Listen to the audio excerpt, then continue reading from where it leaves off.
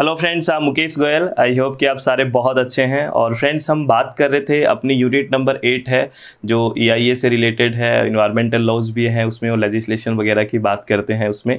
तो आज हम बात करेंगे इन्वायरमेंटल प्रोटेक्शन एक्ट और कुछ और एक्ट के बारे में बात करेंगे। फ्रेंड्स, आपको मैंने जब से एक्ट की बात करना शुरू किया है तो मैंने एक बात आपको बोली है कि इसमें जो ईयर है वो बहुत ही इम्पोर्टेंट है। ये ईयर और डेट्स हैं ये बहुत इंपॉर्टेंट है और कुछ सेक्शन है वो बहुत इंपॉर्टेंट है, तो उन्हीं के बारे में अपने को अच्छे से बात करनी है और वही आपको लिख के रख लेना है, जिससे आपको है ना बार बार मतलब भूले ना, आप रिवाइज करने में भी प्रॉब्लम ना हो। तो एक पेज में आप लिख के रख लें, ठीक है ना फ्रेंड्स। और मैं आपको एक इन्फॉर्मेशन दे देता हूं कि आपका जो UGC नेट का जो पेपर 1 है उसके रजिस्ट्रेशन भी अपने ओपन है और पेपर 2 जिसका इन्वायरमेंटल साइंस है उसके भी रजिस्ट्रेशन ओपन है। अगर आप विलिंग हैं तो आप रजिस्ट्रेशन करवा सकते हैं, ठीक है ना फ्रेंड्स। तो हम इन्वायरमेंटल प्रोटेक्शन एक्ट की बात करें तो आया कब, ये 1986 में आया। और दूसरी जो डेट आपको याद रखनी है फ्रेंड्स, ये फोर्स में कब आया, जो इन्वायरमेंटल प्रोटेक्शन एक्ट है ये फोर्स में आया नवंबर 1986, यानी कि 19 नवंबर 1986 को ये फोर्स में आया। तो ये डेट और आप याद रख लेना अगर फोर्स की बात पूछे कि ये फोर्स में कब आया, ठीक है ना। और ये जो एक्ट बना है या इनेक्टेड हुआ है ये कौन से आर्टिकल के तहत हुआ है, भारत के संविधान के कौन से आर्टिकल के तहत, इंडियन कॉन्स्टिट्यूशन के आर्टिकल नंबर 253 के। इसके बारे में हमने 253 को आपको अच्छे से समझाया है कि क्या है। कई सारे आर्टिकल्स के बारे में हमने बात करी है, आपको याद रखने हैं ये आर्टिकल्स बहुत इंपॉर्टेंट है। 48A के बारे में भी बात की है, 51 के बारे में भी बात करी है, ठीक है ना फ्रेंड्स। तो आगे बात करें, इसी के आगे बढ़ाते हैं। तो एक्चुअली में क्या हुआ, सबसे पहले जो पूरी की पूरी वर्ल्ड कम्युनिटी है, अपना जो संसार की पूरी कम्युनिटी है, इन्होंने एक संकल्प लिया किसका, to protect and enhance the environmental quality. यानी कि पूरा का पूरा जो वर्ल्ड कम्युनिटी है इसने मिलके एक रिजोल्यूशन लिया और एक संकल्प लिया क्या कि इस हमें पूरे के पूरे जो इन्वायरमेंट है जो इसको प्रोटेक्ट करना है और इन्वायरमेंट यानी कि पर्यावरण की जो क्वालिटी है उसको इन्हांस करना है, ठीक है ना। और ये जो डिसीजन लिया गया ये लिया गया United Nation conference on the human environment held in Stockholm June 1972। तो ये आपको याद रखना है कि जो यूनाइटेड नेशन कॉन्फ्रेंस है किसके ऊपर हुई थी, ह्यूमन इन्वायरमेंट, ठीक है ना। और कब हुई थी ये, जून 1972 में हुई थी। और कहाँ हुई थी, स्टॉकहोम में हुई थी। ये आपको बात ध्यान रखनी है, ये भी एग्जाम में पूछा जा सकता है, ठीक है ना। और इंडिया इसका है ना पार्टिसिपेटेड था और इसने स्ट्रॉन्गली कंसर्न किया था इन्वायरमेंट को, एकदम मिल के साथ आया था भारत भी।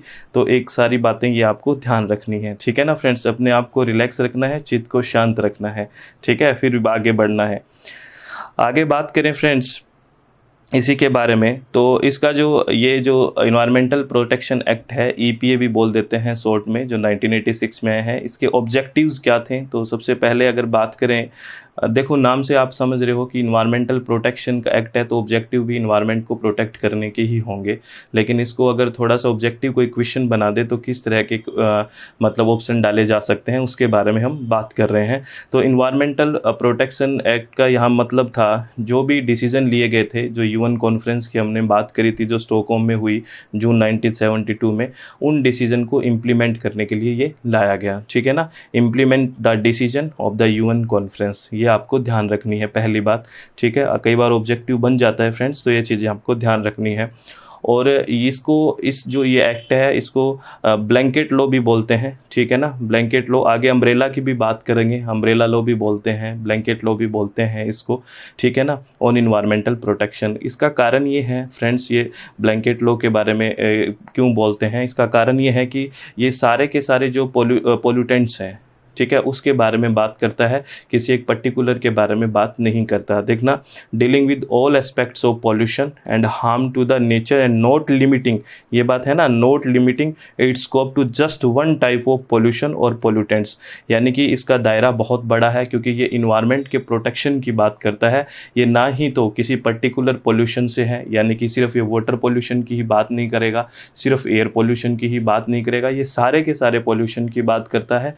और ना ही किसी एक पर्टिकुलर पोल्यूटेंट पे है ये, यानी कि प्रदूषक पे, ये सारे प्रदूषकों पे ही बात करता है, पोल्यूटेंट्स पे बात करता है, उस सब यानी कि पूरे के पूरे इन्वायरमेंट को प्रोटेक्शन की बात करता है। ये इसीलिए इसको ब्लैंकेट लॉ बोलते हैं, सारा ढक लिया इसने, ठीक है ना। और अम्ब्रेला एक बार UGC नेट ने ही ये क्वेश्चन शायद पूछा है, अम्ब्रेला लॉ किसको कहते हैं? इन्वायरमेंटल प्रोटेक्शन एक्ट EPA 1986 को अम्ब्रेला लॉ भी बोलते हैं। ये मैंने नोट डाल के नीचे लिख भी दिया है, आपको दिखा भी देंगे, ठीक है ना फ्रेंड्स।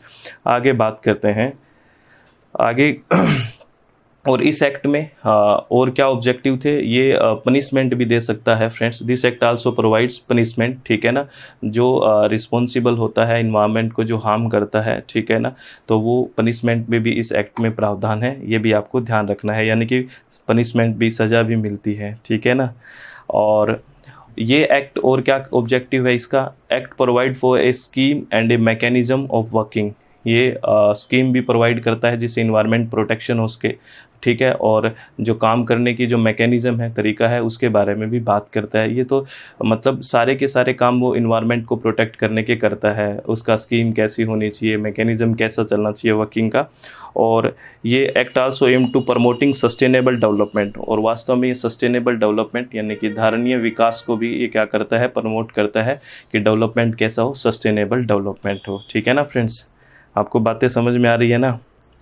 ये देखो मैंने नोट डाल के, इसको नोट की तरह संभाल के रखना है, ये बहुत इंपॉर्टेंट है। The act is a umbrella, ठीक है ना, अम्ब्रेला लेजिस्लेशन, ठीक है, क्योंकि इसमें एक अम्ब्रेला इसलिए भी बोल देते हैं, ठीक है। एक तो ये सारे के सारे पोल्यूटेंट्स वगैरह को कवर करता है, पोल्यूशन, सारे पोल्यूशन को कवर करता है। दूसरा, जो भी एक्ट बने हुए हैं, ठीक है, जो भी रूल्स बने हुए हैं उनको सेंटर और स्टेट के बीच और आपस में कोई भी कोऑर्डिनेट करने का भी काम करता है, ठीक है ना। इसलिए इसको अम्ब्रेला यानी कि एक तरह से घेरने की बात करता है। छाता जैसे अम्ब्रेला होता है वो पूरा घेर लेता है, इसी तरह इसने भी सारे चीज़ों को घेर के रखा हुआ है, यानी कि पूरे के पूरे इन्वायरमेंट प्रोटेक्शन की ये बात करता है, ठीक है ना।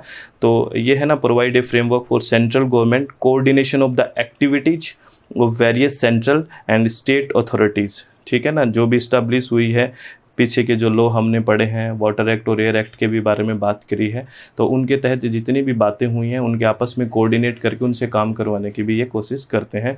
तो ये बात भी आपको ध्यान रखनी है, ठीक है ना फ्रेंड्स। समझ में आ रही है ना बात? ठीक है, अच्छे से शांति से सुनना है, हर बात समझ में आ जाएगी, ठीक है। और इस एक्ट के बारे में क्या है? इस एक्ट में बात करें तो 4 चैप्टर हैं। चैप्टर कितने हैं? 4 चैप्टर्स हैं और 26 सेक्शंस है। 26 सेक्शन है, 26 सेक्शन है, ठीक है ना। तो यहाँ पे कौन कौन से चैप्टर में क्या क्या लिखा हुआ है, जस्ट एक बात कीवर्ड देख लेंगे।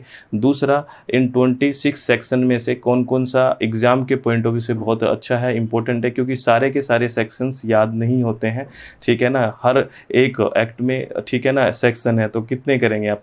तो जो इन्वायरमेंट के जो एग्ज़ाम के पॉइंट ऑफ व्यू से बहुत इंपॉर्टेंट है वहाँ हम बात कर लेंगे। तो 4 चैप्टर में क्या बात है? अगर चैप्टर 1 की बात करें तो प्रिलिमिनरी इन्फॉर्मेशन है इसके अंदर, यानी कि शॉर्ट टेक्स्ट टाइटल होंगे, extend date of commencement and definitions वगैरह, ये सारी की सारी कौन से में है? चैप्टर 1 में है। जो सारी की सारी जो डेफिनेशंस वगैरह होती है ना, पोल्यूशन किसको कहेंगे, पोल्यूटेंट किसको कहेंगे, इस तरह की जो डेफिनेशंस है वो किस में है? चैप्टर 1 में है, ठीक है ना फ्रेंड्स। और चैप्टर 2 की बात करें तो ये जनरल पावर को डिस्क्राइब करता है, सेंट्रल गवर्नमेंट की जो सम्मान्य शक्ति है, जनरल पावर है, उसकी बात करता है। और चैप्टर 3 है वो सेंट्रल गवर्नमेंट को पावर देता है to take action to protect the environment, यानी कि एक्शन यानी कि काम करने का या एक्शन करने के लिए परमिट करता है या पावर देता है इन्वायरमेंट को सुरक्षित रखने के लिए। ये चैप्टर 3 में बात की गई है। ये ऐसा मुश्किल सा इक्वेशन बनता है कि मैच कर लो इन चैप्टर्स को, लेकिन फिर भी हमें हर एक चीज़ को पकड़ के रखना है, ठीक है ना फ्रेंड्स। आगे बात करें चैप्टर 4 में, जो गवर्नमेंट को अलाउ करता है, क्या अलाउ करता है? ऑफिसर्स अपॉइंट करने के लिए, ठीक है ना। जो भी उसके ऑफिसर्स तो चाहिएंगे, जब आप किसी ऑर्गेनाइजेशन की बात कर रहे हैं तो वहाँ ऑफिसर्स भी चाहिएंगे। तो ये चैप्टर 4 में गवर्नमेंट को अलाउ किया है ऑफिसर्स अपॉइंटमेंट के लिए, ठीक है, ये भी आपको ध्यान रखना है, ठीक है फ्रेंड्स। अब हम कुछ सेक्शन की बात कर लेते हैं EPA में, जो इन्वायरमेंटल प्रोटेक्शन एक्ट में, जो आपके लिए बहुत इंपॉर्टेंट सेक्शन है, ठीक है। तो अगर हम सेक्शन 7 की बात करें इस एक्ट के, तो सेक्शन 7 क्या कहता है? कोई भी जो आप एक स्टैंडर्डाइज होता है ना, एक मतलब लिमिट होती है, उस लिमिट के बियॉन्ड जाके आप कोई भी एफ्लुएंट है या किसी भी पोल्यूटेंट को नहीं छोड़ सकते। ये सेक्शन 7 में बात की गई है, यानी कि no person carrying on any industry operation or process shall discharge or emit or permit to be discharged to be emitted any environment pollution excess of the prescribed standard। जो भी prescribed standard दिया गया है कि आप इससे ज़्यादा emit नहीं कर सकते, तो ये सेक्शन 7 में बात की गई है कि कोई भी पर्सन है इंडस्ट्री वगैरह नहीं चला सकता है अगर वो लिमिट को क्रॉस करके एक्सेस में क्या करता है, इमिट करता है किसी भी पोल्यूटेंट को। तो ये किस में बात की गई है, सेक्शन 7 में बात की गई है। तो आपसे ये क्वेश्चन पूछा जा सकता है कि प्रिस्क्राइब स्टैंडर्ड के अकॉर्डिंग ही आप इमिट कर सकते हैं, ये कौन से सेक्शन में बात की गई है। तो EPA का जो सेक्शन नंबर 7 है उसमें ये बात की गई है, तो आपको ये ध्यान रखना है, ये इंपॉर्टेंट बात है, ठीक है ना फ्रेंड्स। और एक सेक्शन की बात करते हैं जो आपके एग्जाम के पॉइंट ऑफ व्यू से बहुत इंपॉर्टेंट है। एक सेक्शन 10 है, EPA का सेक्शन 10 है, और ये क्या करता है section 10, central government can give any person power of entry inspection of any place of the.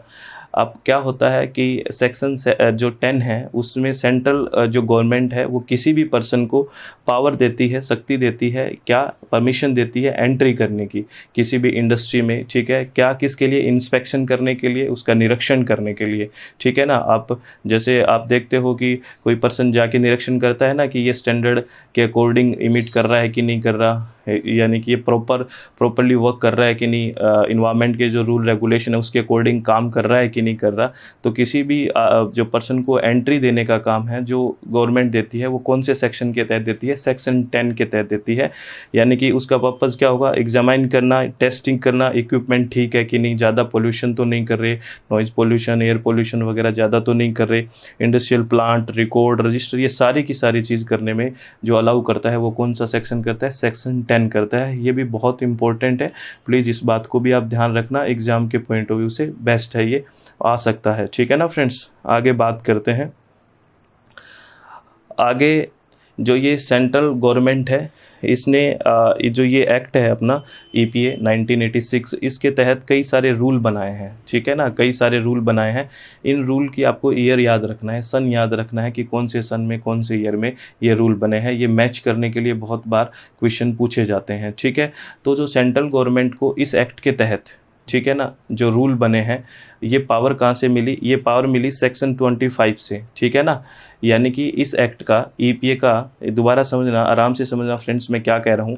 Environmental protection जो एक्ट है 1986 में आया, इसका जो सेक्शन 25 है, कौन सा सेक्शन है, सेक्शन जो 25 है, ये पावर देता है किसकी, कि ये अपने अंडर रूल्स बना सकता है, ठीक है ना। बात समझ में आ गई ना, ठीक है। तो इसने मेनली मैंने इम्पोर्टेंट रूल्स की बात करी है, बनाए तो और भी है, लेकिन मैंने इम्पोर्टेंट रूल्स की बात करी है कि कौन कौन से हैं और इनकी ईयर आपको याद रखनी है, ठीक है ना फ्रेंड्स। तो बात करें hazardous waste management and handling rule 1989, ठीक है ना फ्रेंड्स, ये ईयर याद रखनी है। सीधा डायरेक्ट पूछ लेते हैं। Manufacture, storage and import of hazardous chemical rule 1989, hazardous micro organism rule 1989, 1989 3 है देख लो लगातार। Biomedical waste management and handling rule 1998, 1998, ठीक है।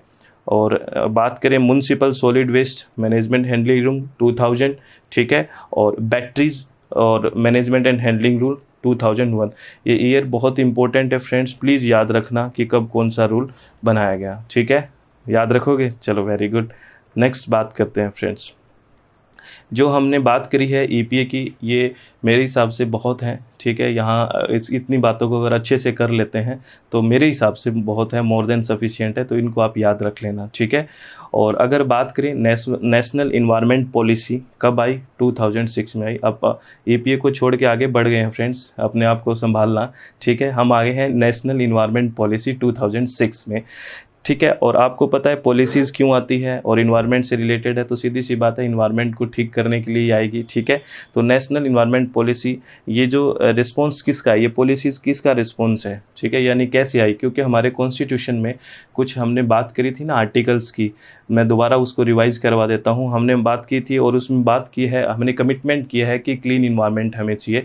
तो इसमें आर्टिकल 48A 1050AG, ठीक है। और जो अपने DPSP है ना, directive principle of state policy होते हैं, राज्य के नीति निर्देशक तत्व हैं ये, ठीक है ना, इसमें बात की गई है। ये पॉलिटी वाले में बहुत अच्छा पढ़ते हैं। जैसे आप अगर कॉन्स्टिट्यूशन की बात करते हैं, संविधान की बात करते हैं, तो फंडामेंटल राइट्स भी हैं, फंडामेंटल ड्यूटीज़ भी हैं, DPSP भी है, directive principle of state policy, यानी कि राज्य के नीति निर्देशक तत्व।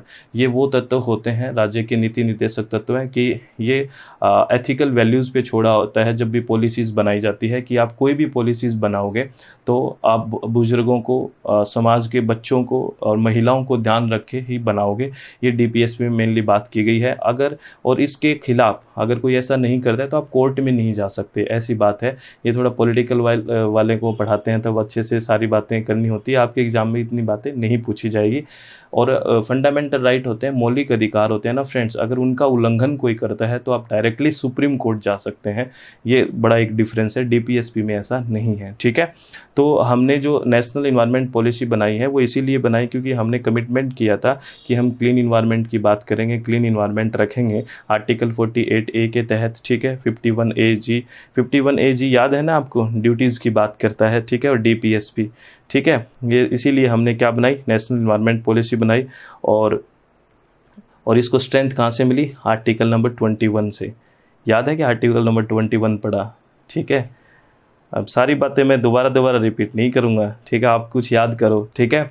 और दूसरी बात, क्योंकि एक बड़ी अच्छी बात है पॉलिसी में और ये बात सभी जानते हैं कि not the responsibility of the state alone, कोई भी इन्वायरमेंट, हेल्दी इन्वायरमेंट या मेंटेन करने का सिर्फ स्टेट की ही रिस्पॉन्सिबिलिटी नहीं है। It is the responsibility of every citizen and thus spirit of partnership to be realise through the environment management of the country. ऐसा नहीं है कि आपने कोई रूल बना दिया है या कुछ भी आपने कर दिया है कि इन्वायरमेंट क्लीन हो जाएगा, ऐसा नहीं है। जब तक आप हर एक नागरिक नहीं चाहेगा कि इन्वायरमेंट क्लीन हो जाए तब तक नहीं होना फ्रेंड्स, ठीक है। तो हमें सबको भागीदारी देनी होती है, इस बात को प्लीज़ ध्यान रखें आप और सीरियसली लें, सिर्फ पढ़ाई के लिए नहीं कि अब मैं याद कर रहा हूँ इसलिए चीज़ें, बहुत अच्छे से आपको ये चीज़ें जाननी भी है, ठीक है। आगे इस EPA के बारे में हो गया, पॉलिसी के बारे में हो गया। अब पढ़ते हैं हम मोटर व्हीकल एक्ट है 1988। मैं आपको फिर बता रहा हूँ इस ईयर को कई बार पूछ लिया गया है, ठीक है। और किस तरह से क्वेश्चन पूछा, UGC नेट ने 2 से 3 बार क्वेश्चन पूछ लिया है। मैंने सारे आपका देख लिया कि ईयर से बहुत क्वेश्चन पूछा जाता है। तो मोटर व्हीकल एक्ट कब आया, 1988 में आया। और ये फोर्स में कब आया, 1 जुलाई 1989। ये ईयर आप याद रखना। फोर्स में कब आया, अगर फोर्स की बात करें तो फोर्स में आया 1 जुलाई 1989 को, और आया कब एक्ट, 1988 को, ठीक है। और ये जो मोटर व्हीकल एक्ट है 1988 है, इसने किसको रिप्लेस किया था, इससे पहले एक मोटर व्हीकल एक्ट 1939 था, ठीक है, उसको रिप्लेस किया है, याद रखना। UGC नेट ने यही क्वेश्चन पूछा है कि मोटर व्हीकल एक्ट 1939 को रिप्लेस करके कौन सा एक्ट आया, तो ये एक्ट आया 1988। ये क्वेश्चन 2 से 3 बार पूछा जा चुका है, प्लीज़ ध्यान रखना। क्या क्वेश्चन पूछा, मैं फिर रिपीट कर देता हूँ कि मोटर व्हीकल एक्ट 1939 को रिप्लेस करके कौन सा एक्ट आया, तो 1988 आया, ठीक है। और इसने किसको रिप्लेस किया, 1939 ने, इसने रिप्लेस किया मोटर व्हीकल एक्ट 1914, यानी 1914 के मोटर व्हीकल एक्ट को रिप्लेस करके 1939 आया और उसके बाद 1988 आया, ठीक है। स्वतंत्रता से पहले की भी बातें कर रहे हैं, ध्यान रखना, ठीक है। और मोटर व्हीकल एक्ट में अमेंडमेंट हुआ 2019 में, 2019 में। The act is amendment by the motor vehicle amendment act 2019। और इसमें अमेंडमेंट में बहुत सारी डिटेल्स है, आपको पता है। जब मोटर व्हीकल एक्ट है तो किसकी बात करेगा, लाइसेंस की बात करेगा, ड्राइवर और कंडक्टर की, रजिस्ट्रेशन की बात करेगा मोटर व्हीकल की, ठीक है, control of motor vehicle through permit, ये सारी की सारी जो मोटर व्हीकल की बात है, एज ग्रुप, कौन सी एज ग्रुप के बच्चे को आप लाइसेंस नहीं दे सकते, ऐसी की ऐसी बातें सारी किस में होगी, मोटर व्हीकल एक्ट में होगी। तो आपके लिए बहुत इंपॉर्टेंट बातें नहीं है अभी के लिए, इतना मोर देन सफिशिएंट बातें हैं। एग्जाम के पॉइंट ऑफ व्यू से बहुत ही बातें हैं ये, क्योंकि इस ईयर और इससे ज़्यादा ये कोई थ्योरेटिकल पेपर नहीं है कि आपको ये लिखवाएंगे कि लिखिए, आप इतनी शब्दों में लिख के बताइए कि क्या होता है मोटर व्हीकल एक्ट, ठीक है। ऑब्जेक्टिव क्वेश्चन बनाने की तरफ ध्यान होता है, ठीक है ना फ्रेंड्स। सारी की सारी ट्रैफिक रेगुलेशन, इंश्योरेंस, लायबिलिटी, ये सब बात करते हैं इसमें, ठीक है। बात समझ में आ गई ना, चलो वेरी गुड। और एक आपको ये नोट की तरह संभाल के रखना है जो बहुत इंपॉर्टेंट है मोटर व्हीकल एक्ट में। इसको जो एक्ट को एक्सरसाइज में लाने के लिए एक गवर्नमेंट ने एक रूल लेके आई, government of India made the central motor vehicle rule. ये कब बना? 1989। अगर सेंट्रल मोटर व्हीकल रूल की बात करें तो कब बना? 1989। ये याद रखना, ये रूल की बात कर रहा है, ठीक है, मैं ध्यान रखना रूल की बात कर रहा है ये। और कि जो भी हमारे जो एक्ट की बात थी उसको एक्ट को एक्सरसाइज में लाने के लिए सेंट्रल गवर्नमेंट ने एक रूल बनाया, सेंट्रल मोटर व्हीकल रूल। ये कब बनाया? 1989। कहीं भी कंफ्यूज नहीं होना है, प्लीज़ अपने आप को रिलैक्स रखिए, सारी चीज़ों को सुनना है। बात समझ में आ रही है ना? चलो वेरी गुड, आप समझदार तो बहुत हैं, मुझे पता है, ठीक है। आगे नेक्स्ट बात करते हैं, noise pollution regulation and control rule. ये है 2000, ठीक है, ये बात ध्यान रखनी है, noise pollution regulation and control rule 2000, ठीक है।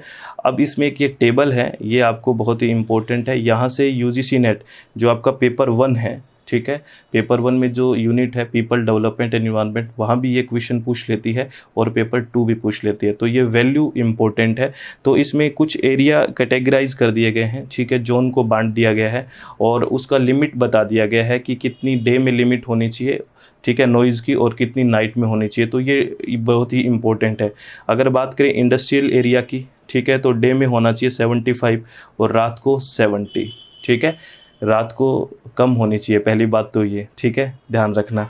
और जो कमर्शियल एरिया है उसमें डे में 65 और रात को 55, ठीक है। अब आप ना 75 से यहाँ 70 आया, -5 हुआ, आगे वाले में -5 मत कर देना, ये कोई रूल नहीं है, ठीक है, ये वैसे स्टैंडर्डाइज किया गया है। कहीं आप कर दो जी 75 से इसमें 70 हो गया, 65 से 60 नहीं, ये 55 है, ये प्लीज़ ध्यान रखना, ठीक है। रेजिडेंशियल एरिया है उसमें 55 से कितना है? 45। और जो साइलेंस जोन है इसमें डे में 50 और नाइट में 40। ये वैल्यूज़ हैं, ये बहुत इंपॉर्टेंट है, आपको डे में भी पूछ सकते हैं और नाइट में भी पूछ सकते हैं और ये मैच करने का भी आ सकता है। तो प्लीज़ इस वैल्यूज़ को आप याद रखना। ये पेपर 1 की भी में भी क्वेश्चन आने की बहुत संभावना रहती है और पेपर 2 में भी, ठीक है। और यहाँ पे जो डे की बात की गई है, नाइट की बात की गई है, मैं थोड़ा टाइमिंग बता देता हूँ और थोड़ा ये जो यूनिट की बात की गई है इसमें एक एक चीज़ें क्या है वो बता दें। यहाँ ए क्या है, LEQ है, वो क्या है, ये सारी की सारी बात करेंगे, ठीक है ना फ्रेंड्स। अगर बात करें डे टाइम का मतलब है 6 AM से लेके 10 PM तक, ठीक है। अगर यहाँ पे डे लिखा हुआ है ना, ये डे, इस डे टाइम का मतलब है सुबह मॉर्निंग में 6 बजे से लेके रात को 10 बजे, और नाइट टाइम का मतलब है 10 PM से लेके सुबह 6 AM तक, ठीक है ना फ्रेंड्स। बात और साइलेंस जोन की बात करें, not less than 100 metre, not less than 100 metre around hospitals, educational institutions, court, religious places, इनसे नॉट लेस देन 100 मीटर होगा, वो केस में आएगा, साइलेंस जोन में आएगा, ये आपको ध्यान रखना है।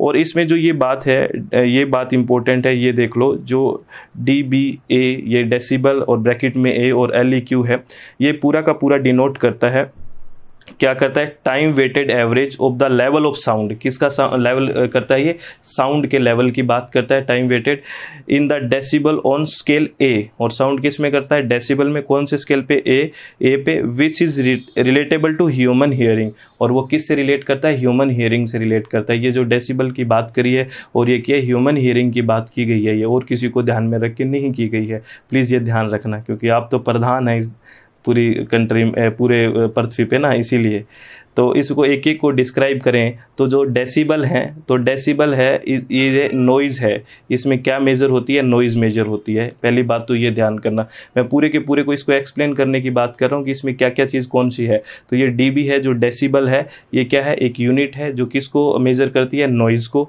अगर A की बात करें, यहाँ पे जो A लिखा हुआ है, ये denote the frequency weightage in the measurement of the noise and correspond to frequency response characteristics of the human ear. ये फ्रीक्वेंसी वेटेज की बात करता है रिलेटेड टू ह्यूमन ईयर, ये आपको ध्यान रखना है, ठीक है। A किसको डिनोट करता है? Weightage in the measuring of noise in correspond to frequency response to characteristics of human hearing. Human hear से रिलेटेड जो फ्रीक्वेंसी रिलेट जो वेटेज की बात करता है A। और LEQ है, ये है एनर्जी मीन, ठीक है, ये है energy mean of the noise level. Over a specific period, एक जो स्पेसिफाइड पीरियड है और उस नॉइज लेवल पे एनर्जी मीन की बात करता है, LEQ। तो ये बात आपको है ना प्लीज़ ध्यान रखनी है, 1 से 2 बार इस वीडियो को सुन लेना। ये जितनी भी बातें थी ना बहुत इंपॉर्टेंट थी फ्रेंड्स, यहाँ से क्वेश्चन आने की बहुत ही ज़्यादा संभावना है, क्योंकि यहाँ पे ईयर वगैरह से मैच करना और छोटी छोटी बातें पूछने की बहुत ज़्यादा संभावना है। तो प्लीज़ अपने आप को रिलैक्स रखें, चित्त को शांत रखें, सब बहुत अच्छा है और बहुत बढ़िया है। कोई भी टेंशन है ही नहीं जीवन में, आपने बना रखी होगी तो वो अलग बात है, सब बहुत बढ़िया है। अपने आप को रिलैक्स करके चित्त को शांत करके तैयारी करिए, रिवीजन पे अपना ध्यान देते रहिए, साथ साथ सब कुछ बहुत अच्छा होगा। All the very best, thank you, thanks a lot friends.